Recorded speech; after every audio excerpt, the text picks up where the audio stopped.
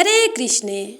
मंगलम भगवान विष्णु मंगलम गरुड़ध्वज मंगलम पुंडरीकाक्ष मंगलाय तनोहरि। प्यारे भक्तों, आपको मेरा प्यार भरा राधे राधे। आज चैत्र मास का गुरुवार है, यानी बृहस्पतिवार है। दिनांक 18 अप्रैल 2024। आज हम सुनपान करेंगे गुरुवार व्रत कथा, यानी बृहस्पतिवार कथा। उम्मीद करती हूँ कि आपने चैनल को सब्सक्राइब कर लिया होगा। यदि नहीं किया है तो चैनल को सब्सक्राइब कर बेल आइकन को जरूर दबा लीजिएगा, ताकि आगे आने वाली वीडियो के नोटिफिकेशन आप तक टाइम पर पहुँचते रहें। आइए प्रेम पूर्वक, श्रद्धा पूर्वक, भक्ति पूर्वक कथा श्रवणपान करते हैं।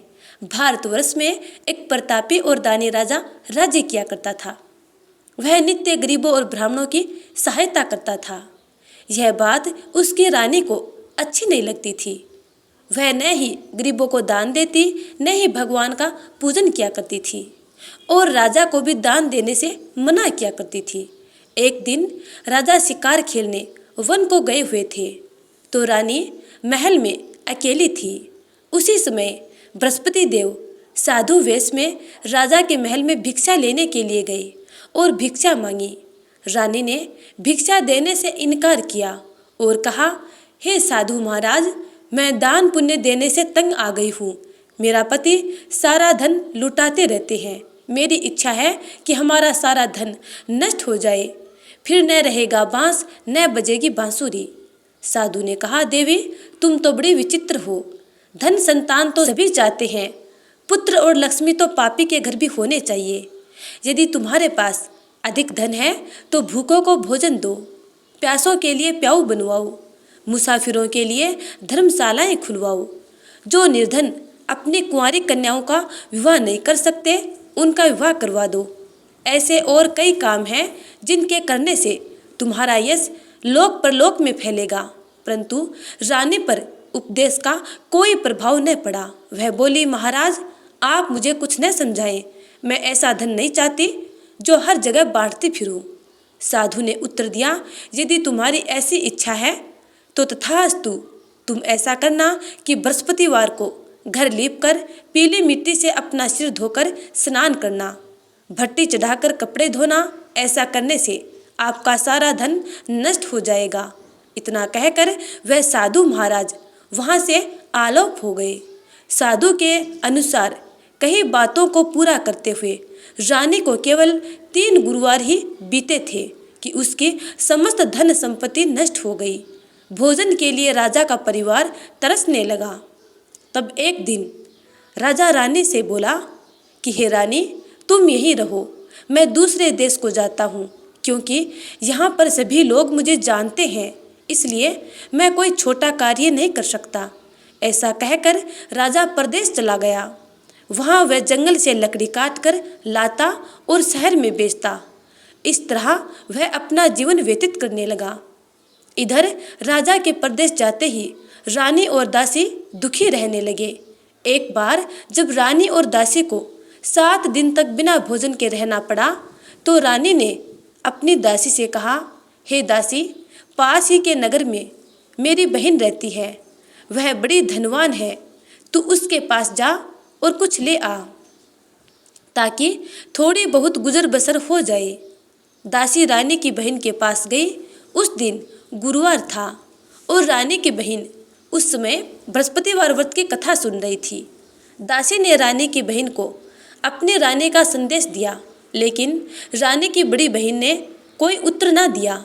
जब दासी को रानी की बहन से कोई उत्तर नहीं मिला तो वह बहुत दुखी हुई और उसे क्रोध भी आया। दासी ने वापस आकर रानी को सारी बात बता दी। सारी बात सुनकर रानी ने अपने भाग्य को कोसा। उधर रानी की बहन ने सोचा कि मेरी बहन की दासी आई थी, परंतु मैं उससे नहीं बोली, इससे वह बहुत दुखी हुई होगी। कथा सुनकर और पूजन समाप्त करके वह अपनी बहन के घर आई और कहने लगी, हे बहन, मैं बृहस्पतिवार का व्रत कर रही थी। तुम्हारी दासी मेरे घर आई थी, परंतु जब तक कथा होती है तब तक न तो उठते हैं और न ही बोलते हैं, इसलिए मैं नहीं बोली। कहो दासी क्यों गई थी? रानी बोली, बहन, तुमसे क्या छिपाऊं? हमारे घर में खाने तक को अनाज नहीं था। ऐसा कहते कहते रानी की आंखें भर आई। उसने दासी समेत पिछले 7 दिनों से भूखे रहने तक की बात अपनी बहन को विस्तार पूर्वक सुना दी। रानी की बहन बोली, देखो बहन, भगवान बृहस्पति देव सबकी मनोकामना को पूर्ण करते हैं। देखो, शायद तुम्हारे घर में अनाज रखा हो। पहले तो रानी को विश्वास नहीं हुआ, पर बहन के आग्रह करने पर उसने अपनी दासी को अंदर भेजा तो उसे सचमुच अनाज से भरा एक घड़ा मिल गया।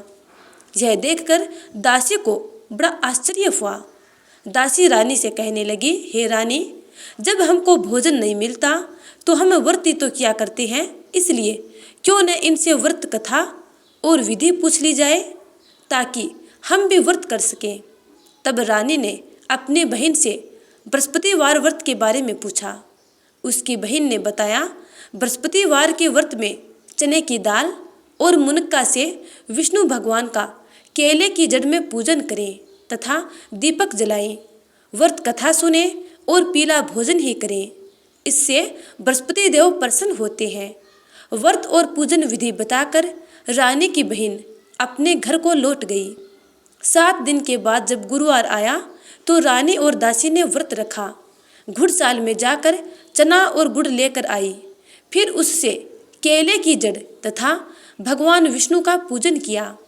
अब पीला भोजन कहाँ से आए, इस बात को लेकर दोनों बहुत दुखी थे।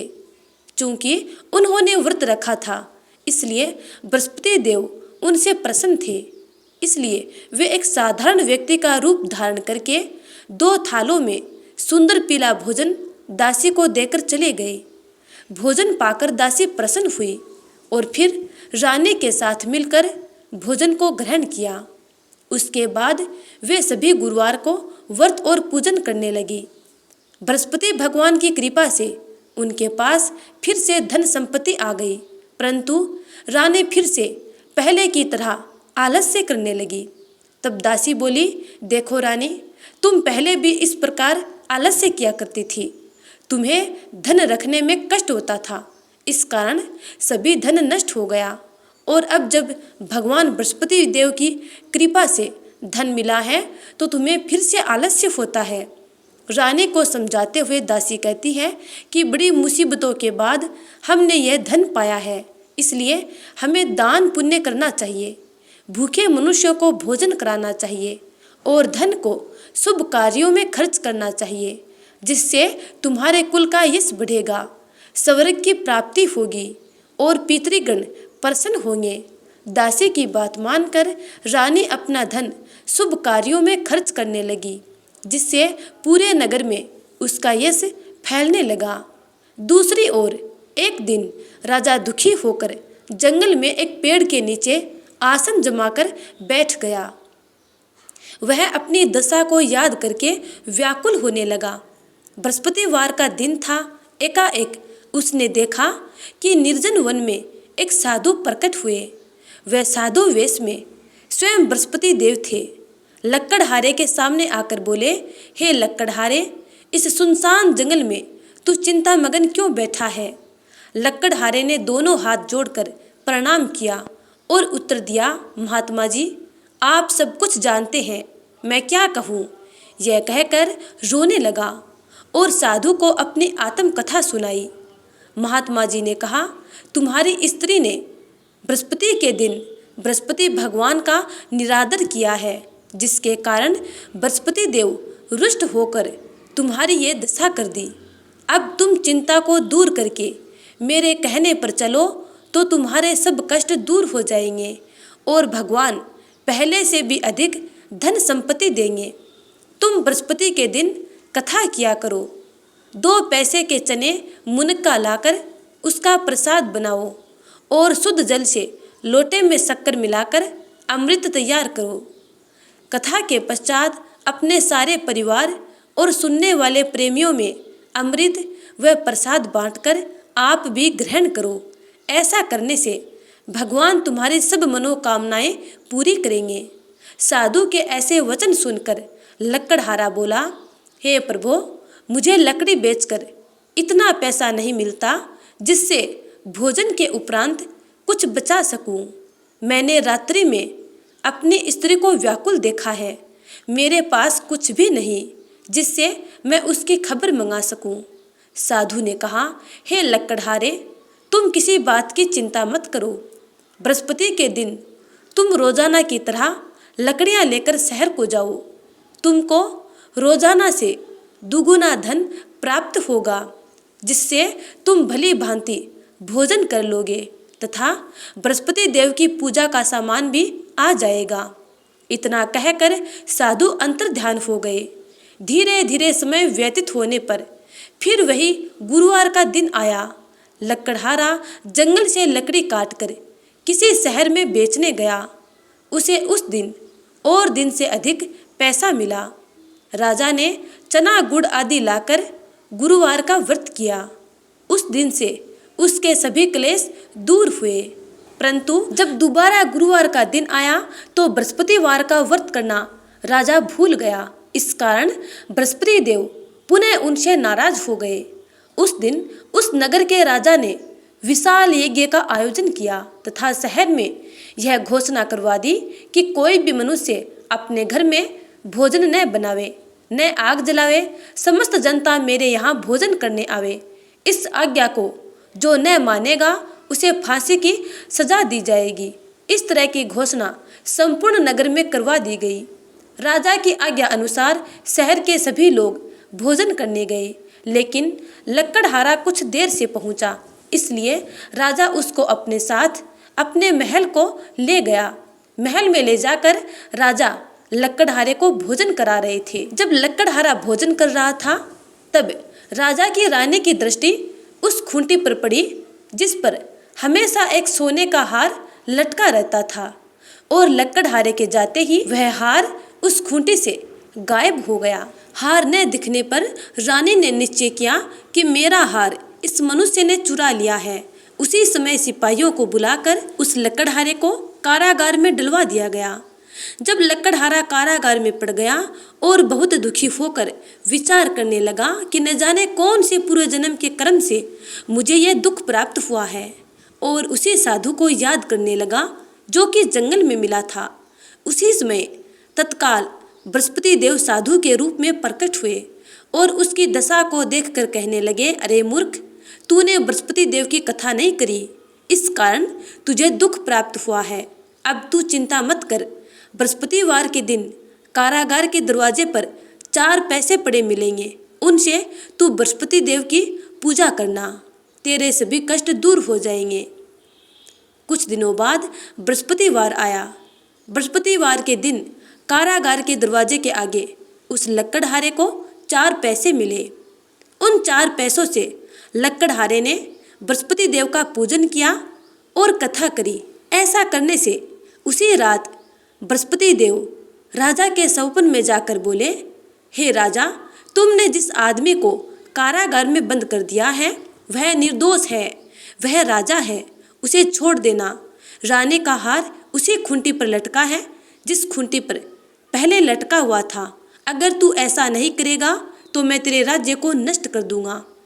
इस तरह रात्रि के सौपन को देखकर राजा प्रातःकाल उठा और खूंटी पर हार देखकर लकड़हारे को बुलाकर अक्षमा याचना की तथा लकड़हारे को योग्य सुंदर वस्त्र आभूषण देकर विदा कर दिया।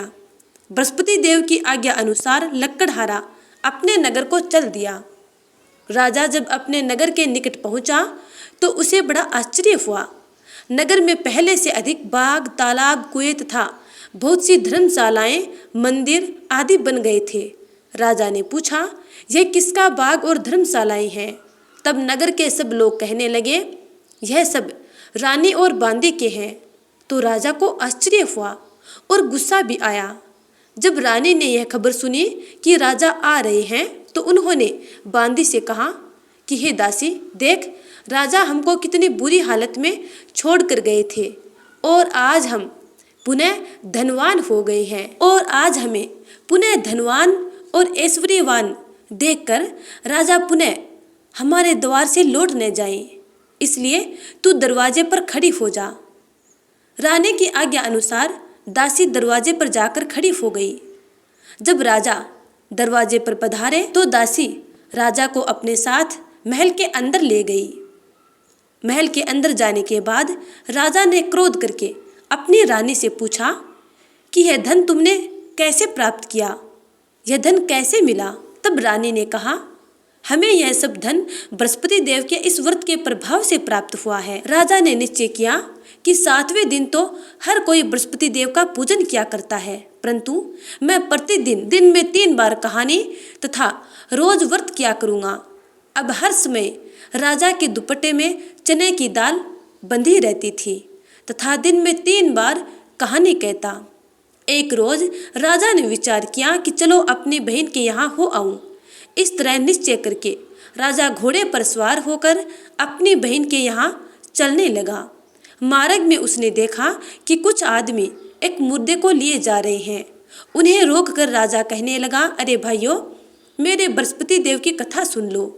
वे बोले, लो, हमारा तो आदमी मर गया, इसको अपनी कथा की पड़ी है। परंतु कुछ आदमी बोले, अच्छा कहो, हम तुम्हारी कथा अवश्य सुनेंगे। राजा ने दाल निकाली और जब कथा आदि हुई कि मुर्दा हिलने लग गया और जब कथा समाप्त हो गई तो राम राम करके वह मनुष्य उठकर खड़ा हो गया। इसके बाद राजा आगे चला। आगे चलने पर उसे एक किसान खेत में हल चलाता मिला। राजा ने उसे देखकर उससे कहा, अरे भैया, तुम मेरी बृहस्पतिवार की कथा सुन लो। किसान बोला, जब तक मैं तेरी कथा सुनूंगा तब तक 4 हरैया जोत लूंगा, जा अपनी कथा किसी और को सुनाना। इस तरह राजा आगे चलने लगा। राजा के हटते ही बैल पछाड़ खाकर गिर गए तथा किसान के पेट में बड़ी जोर का दर्द होने लगा। उसी समय उसकी माँ रोटी लेकर आई। उसने जब यह देखा तो अपने पुत्र से सब हाल पूछा और बेटे ने सभी हाल कह सुनाया। तब बुढ़िया माई दौड़ी दौड़ी उस घुड़सवार के पास गई और उससे बोली कि मैं तेरी कथा सुनूंगी, तू अपनी कथा मेरे खेत पर चलकर ही कहना। राजा ने बुढ़िया के खेत पर जाकर कथा कही, जिसके सुनते ही वह बैल उठकर खड़े हो गए तथा किसान के पेट का जो जोर से दर्द हो रहा था वह बंद हो गया। इसके बाद राजा अपनी बहन के घर पहुंचा। बहन ने भाई की खूब मेहमानी की। दूसरे रोज प्रातःकाल राजा जगा तो वह देखने लगा कि सब लोग भोजन कर रहे हैं। राजा ने अपनी बहन से कहा, ऐसा कोई मनुष्य है जिसने भोजन न किया हो? मेरी बृहस्पतिवार की कथा सुन ले। बहन बोली, भैया, यह देश ऐसा ही है कि पहले यहाँ लोग भोजन करते हैं, बाद में अन्य काम करते हैं। अगर कोई पड़ोस में हो तो देखाऊं। वह ऐसा कहकर देखने चली गई, परंतु उसे कोई ऐसा व्यक्ति न मिला जिसने भोजन न किया हो। अतः वह एक कुम्हार के घर गई जिसका लड़का बीमार था। उसे मालूम हुआ कि उनके यहाँ 3 रोज से किसी ने भोजन नहीं किया है। रानी ने अपने भाई की कथा सुनने के लिए कुम्हार से कहा। वह तैयार हो गया। राजा ने जाकर बृहस्पतिवार की कथा कही। कथा सुनते ही उस कुम्हार का लड़का ठीक हो गया और उसके परिवार में खुशियाँ छा गई। अब तो राजा की प्रशंसा होने लगी। एक रोज राजा अपनी बहन से कहने लगा कि हे बहन, हम अपने घर को जाएंगे, तुम भी तैयार हो जाओ। राजा की बहन ने अपनी सास से कहा। सास ने कहा, हाँ चली जा, परंतु अपने लड़कों को मत ले जाना, क्योंकि तेरे भाई के कोई औलाद नहीं है। बहन ने अपने भैया से कहा, हे भैया, मैं तो चलूँगी पर कोई बालक नहीं जाएगा। राजा बोला, जब कोई बालक ही नहीं जाएगा तब तुम क्या करोगी? बड़े दुखी मन से राजा अपने नगर को लौट आया। राजा ने अपनी रानी से कहा, हम निर्वंशी हैं, हमारा मुंह देखने का धर्म नहीं है और कुछ भोजन आदि ग्रहण नहीं किया। रानी बोली, हे प्रभु, बृहस्पति देव ने हमें सब कुछ दिया है, वे हमें औलाद भी अवश्य देंगे। उसी रात बृहस्पति देव ने राजा को सौपन में कहा, हे राजा, उठ, सभी सोच त्याग दे, तेरी रानी गर्भ से है। प्रातःकाल जब राजा उठा तो अपने सौपन की बात अपने घर के सभी सदस्यों को बताई। राजा के सौपन की बात सुनकर घर में खुशियाँ छा गई। अब धीरे धीरे समय व्यतीत हुआ और रानी के गर्भ को 9 मास हो गए। 9वां मास पूरा हुआ तो रानी के गर्भ से एक सुंदर पुत्र पैदा हुआ। तब राजा बोला, रानी, स्त्री बिना भोजन के रह सकती है, पर बिना कहे नहीं रह सकती। जब मेरी बहन यहाँ आवे तब तुम उसको कुछ मत कहना। रानी ने सुनकर हाँ कर दी। जब राजा की बहन ने यह शुभ समाचार सुना तो वह बहुत खुश हुई तथा बधाई लेकर अपने भाई के यहाँ आ गई। तभी रानी ने कहा, घोड़ा चढ़कर तो नहीं आई, गधा चढ़ी आई है। तब राजा की बहन बोली, भाभी, मैं इस प्रकार न कहती तो तुम्हें औलाद कैसे मिलती। बृहस्पति देव ऐसे ही हैं, जैसे जिसके मन में कामनाएं होती हैं सभी को पूर्ण करते हैं।